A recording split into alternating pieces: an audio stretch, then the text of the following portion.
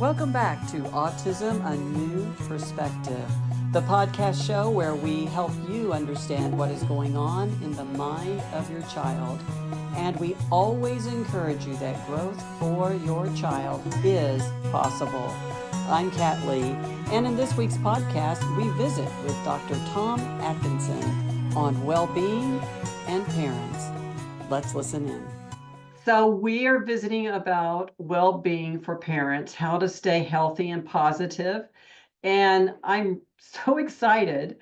Dr. Tom Atkinson, Tom, you joined me a few years ago for a lovely visit about well-being and families. And we're going to visit now about well-being and parents, kind of following up, and also following up to the podcast from last month with Dr. Sheely on parents as caregivers and struggling to take care of themselves. So what did you first, I love this slide. It tells all about you, but I know there's more. Tell us a little more about you. Kind of remind folks about who you are. I think that the long and short of it is that I feel like this is my community. I feel like I have multiple connections to the RDI group, and those are that I've been an RDI parent since I discovered RDI in 2005. My son is now 28. He was about 8 then, and I got excited enough that I became an RDI consultant,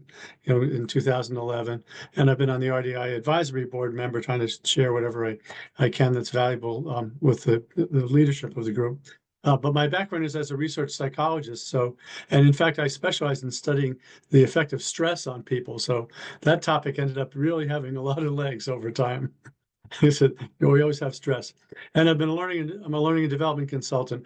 I spent my career in business helping people learn leadership, customer service, teamwork, skills that involve kind of serving others in a business environment. So here I am. The fact that your focus in life is stress and how it affects people is just perfect for what we're talking about today. Yes. And what Dr. Sheely and I talked about in our last podcast with parents really struggling to take care of themselves, think about themselves and what we're talking about, their own well-being. And I wanted to show you, Tom, a few words that some of my parents, when I'm first getting to know them, have come and shared with me when it comes to raising a vulnerable child.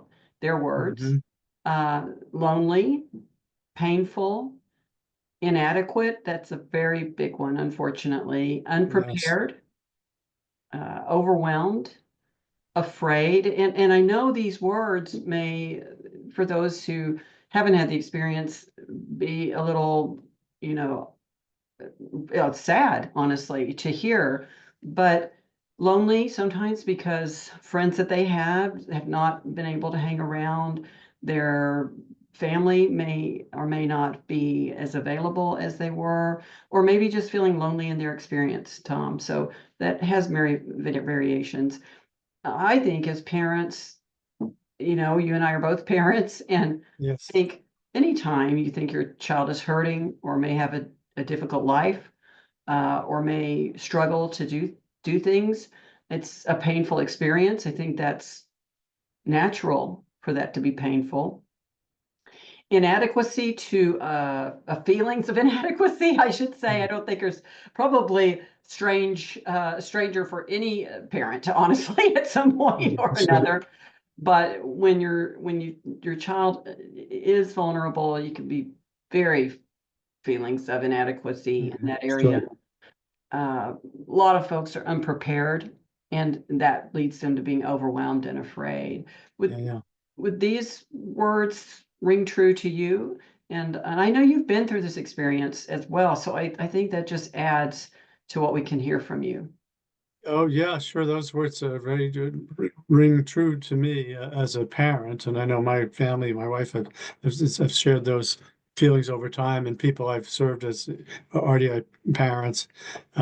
Plus, the people we serve, our children feel often the same way, and so there's a familiar emotions.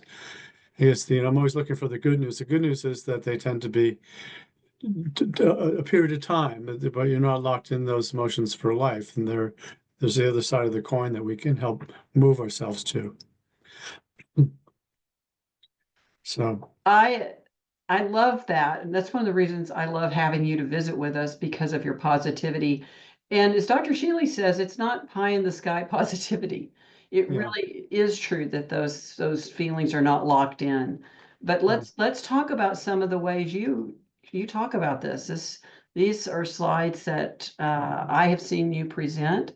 And what I do like about them is they are positive ways for parents to improve their well-being. Let's go through them together. Sure. What do you And think what do you think we should start with here? well, what I'd just like to say by way of introduction is that these ideas came from a book called The How of Happiness, which is all about how to apply positive psychology to your life. And it turns out that, we're not stuck in a rut of always being unhappy, and that can change. And research has found that 50% of happiness tends to be genetically determined. Some people are naturally on the positive side, some people are naturally a bit cranky, and that doesn't necessarily change a lot. And they both can add value, by the way. 10% is due to like what happens to you. Like I won the lottery, which is a great thing, or I lost my job, which is a horrible thing. But those events tend to have effects, and the effects tend to dissipate over time. But the other 40% has to do with how you frame things, like how you look at them, and what you do. And this is the author's best of advice on how you can frame your challenges and what you can do about them to move you toward the happiness side of the scale, or you might even call it the well-being side of the scale. So sure, we can start with gratitude and positive thinking and just move through them. Well, Um, and I think go ahead. that can be hard as a parent, because keeping positive thinking, you know how when something is negative, it feels big. Like it can be a small thing, but it can be huge, feel huge. And I want Yes. to see how to overcome that in life with positive thinking. Yeah. What do you think about that? I think it comes down to framing. You think, how can you put a positive frame around having a child on the autism spectrum? But you can do that. And that research has found that when it comes down to like stressful things that happen to people, they tracked people who won a lot of money in a lottery, and they compared them with people who were tragically injured in automobile accidents, and they all felt the results of that. But 6 months after the event, their happiness was about the same as it was indistinguishable, one group from another. So it's possible to move beyond, events that happen to you through this kind of framing and doing. So having a positive attitude is one thing that helps.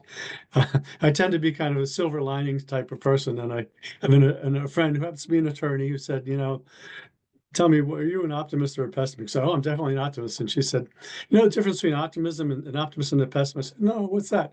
Pessimist is an optimist who's better informed about things. So thank you for sharing that. It's always good to be aware of the full situation, but I tend to focus on the positive side of the scale. But positive thinking can be married with gratitude, feelings of like what's good about this situation. And there are more specific things you can do by keeping journals and expressing gratitude to others that can really help. But you can like get the idea. And I'll just say with my own experience, if I were to say gratitude, my son's condition on being on the spectrum and being an RDI consultant enabled me to focus more on relationships than I ever would have. I never was never top of mind for me. And it became very something I focused on moment by moment once I got involved in RDI. Well, and that Animated. moves us down to investing in social connections Yes. and not moving away from those. And if some move away from you, then finding others to connect with. I just think parents need almost empowerment on that. Yes, that's true. And investing in social connections is huge. And by the way, our Surgeon General has identified loneliness and isolation as the number one threat that we have as a society, worse than smoking, drinking, drug use, and everything else. Those are bad enough, but isolation is even worse. So that's why it's important for everybody, but particularly people on the spectrum, to be able to invest in relationship with each other, which is great about the RDI model because that's what it's all about. That's the focus of, that's the purpose of it, to enable your children, the people you serve, to create connections, and you create connections with them. So that I'm not telling you anything new there, but that what you do in terms of investing in relationships has a huge payoff. So the next one beneath that, taking care of your body and soul, I think that is so important, but I have Yeah, to say I have so many sweet parents who have at times let that go. I don't know how yeah, to say that. I mean, they've talked to me about it openly, either physically, and I mean from a health perspective, yeah. and also from a nurturing their soul. What do you say to help them? I think parents oftentimes they have a lot on their hands, just trying to take care of their child and everything. But also, I think they feel a bit almost guilty about indulging in themselves or worrying about themselves because, if you want to take care of your children first, right? Um, However, what they tell you when you're flying in a plane, if there's an emergency, put on your mask first and then help your child so that you can be your best, your most able person. And that's true with our kids as well. We want to take care of ourselves so we can help them. So you're really not being selfish. You're enabling yourself to be more helpful to those around you. I love what you said. I just feel that, like almost like, well, for me to keep these doctor's appointments or do what I need to do here, I'm taking away from my child. But I think it's so important for parents to realize you're helping yourself, and helping yourself helps your child, right? That's right. Well, let's move to living in the present because that is very hard to do. Yeah, it is. And for some people more than others, I think you've identified that personalities play into this. I tend to think about, project oriented. So it causes me to look in the future and kind of solve problems before they happen. That can have a value. So we always Yeah, need to remember that, right? Just like yeah, yeah. being pessimistic can have a value, but Hmm. but it can cause you not to live today and enjoy Yes. today. How do you talk about that? That's hard. It is hard, but it's another one of these jewels that if you polish it, it can really be powerful. The present often gets pushed out of the way when we start worrying about, or even anticipating what's going to happen in the future, or thinking about the past and what we could have done differently. It's easy to spend time in one of the or the other of those dimensions, but truly we live in the present. And again, I come back to RDI. It's about like what's happening in this moment and how can we get the most, from it. Um, there's also, by the way, a huge body of research on flow states that people, really a lot of it was kind of business oriented, but there's research that shows if people get in a state of flow, they're much more effective, productive, produce more value. And there are concrete things you can do to get in a state of flow, like you focus on yourself, focus on your breathing, eliminate distractions, and block out a time, straightforward things. There's, for those who are interested, you can go just Google the word flow, or on Amazon you'll find a book on flow, and that'll give you more specific ideas. But we all know what flow feels like. It's those times when you're not looking at your watch, time seems to not. It's not that it freezes, but you're not stuck on deadlines or accomplishments. You're just engaging in the activity in front of you. Well, I think that's a beautiful transition from flowing to thinking about committing to goals, Yes, because both are what is needed. that's And right. I think committing to goals, one of the obstacles can be it feels like there's so many fires to put out. So it's hard to set any goal. And so figuring out like what is most important, what's not important, because we can actually focus on the not important sometimes, or what Yeah. can wait. I think that can be hard, Tom. Yeah, it's true. And, but if you don't set goals, of course, then you're less likely to accomplish them because it becomes more of a random event versus something that's thoughtful. So some things about goal setting is one is just make a plan. It doesn't have to be really elaborate, but think about what you wanted to accomplish and what would it look like, and just kind of spell it out. You can do it in your mind, or you can do it on paper or electronically. The second thing about goal setting is committing publicly. And you don't have to give a speech, but for people around you, can say, "Let me tell you what I'm thinking about doing with my son. I want to reality test this with you, because I'm excited about it, and tell me what you think would work or how it might do things differently." Just doing something, committing to something publicly makes you more likely to do it. And there's research behind that too, versus having it just be your private dream. And the third thing is celebrating success. So no matter how small the accomplishment is, celebrating it makes a big difference. And it just stops me in my tracks, because I think about my son is in a day program that focuses on learning and having a job for everybody. And when I first started working with them, they stopped the whole organization stopped to celebrate somebody who learned to eat with a spoon, which was an accomplishment for her. Just think about that. That's celebrating a very small success, and you can celebrate more realistic everyday successes too. But just doing it makes a huge difference, and it makes difference to those around you too, because they can be thinking about their successes. Oh, I think that's so important, celebrating.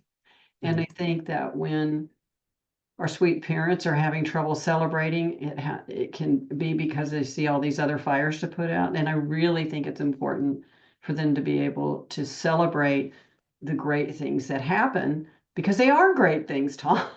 yeah, yeah, sure. They are great, and even the little things are big. A friend of mine who's a wonderful professional, we call them the little big things, Yeah, because it's just huge. But I know that sometimes a lot of things cause those little things to not get celebrated. And I do, yes, like you, I want to urge parents to celebrate them, and to feel genuinely excited about it, because one sure. thing leads to another, right? Right, right. And sometimes that can happen accidentally. I was trying to teach my son how to ride a bicycle when he was young, and it was just not working, and he was getting frustrated. I was getting frustrated. And I just gave up, and I went in the house and did something else for a little while and looked out the window, and he started riding the bike outside the house by himself. He figured it out. So The unexpected. yeah, that's right. So we celebrated that big time. Wow, that's a great, Sometimes you try too hard as a parent.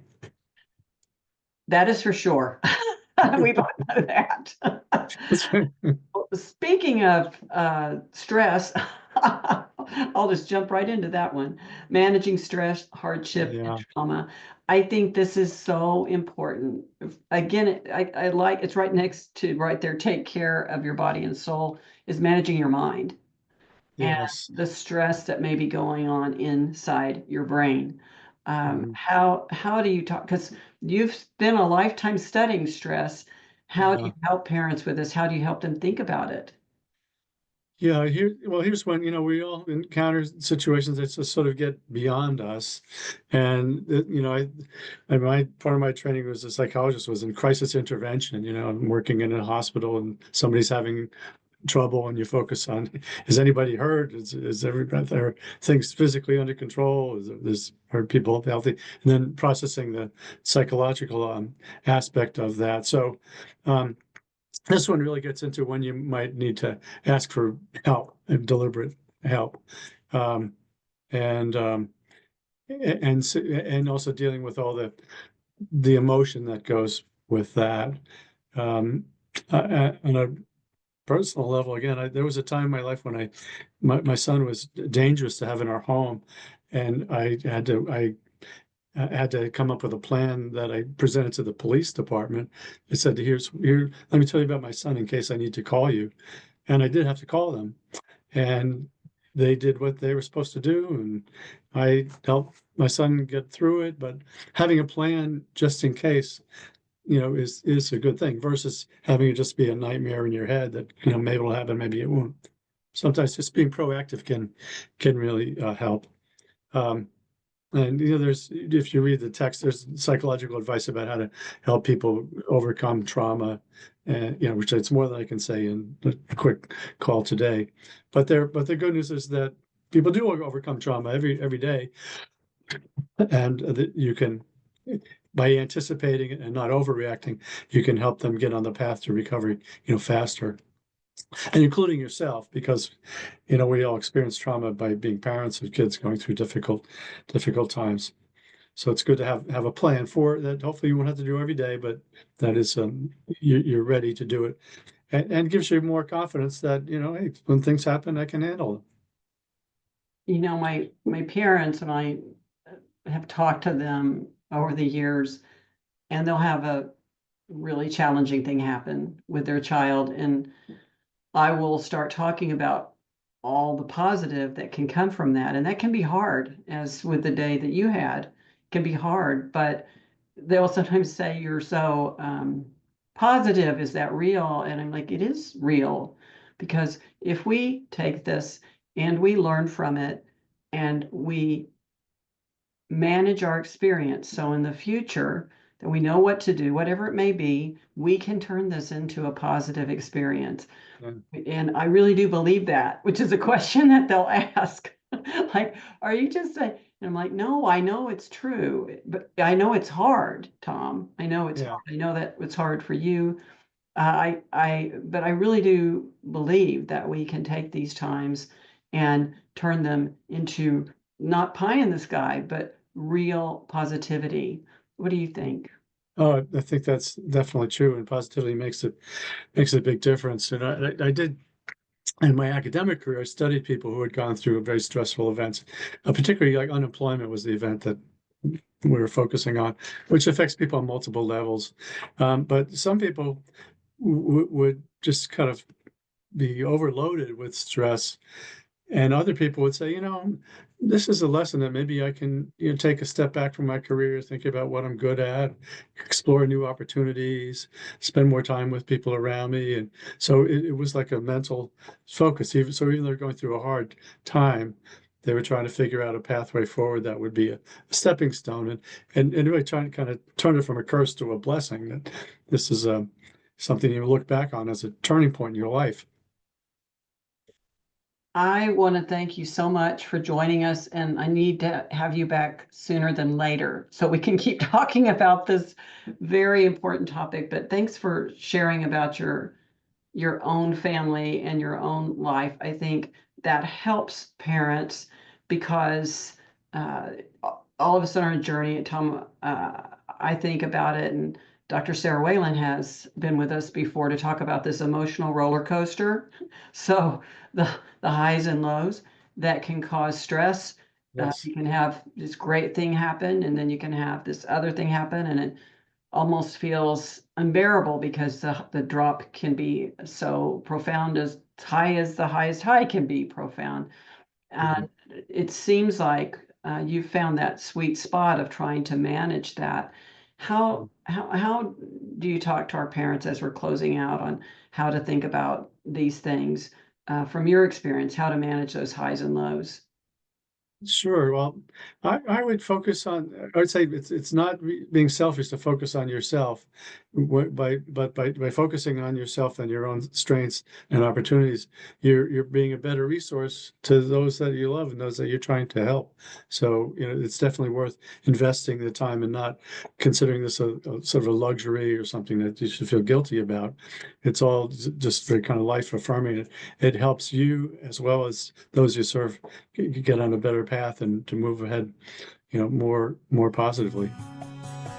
And thank you for joining us for Autism, A New Perspective, the podcast show where we help you understand what is going on in the mind of your child. And we always encourage you that growth for your child is possible. I'm Kat Lee. See you next time.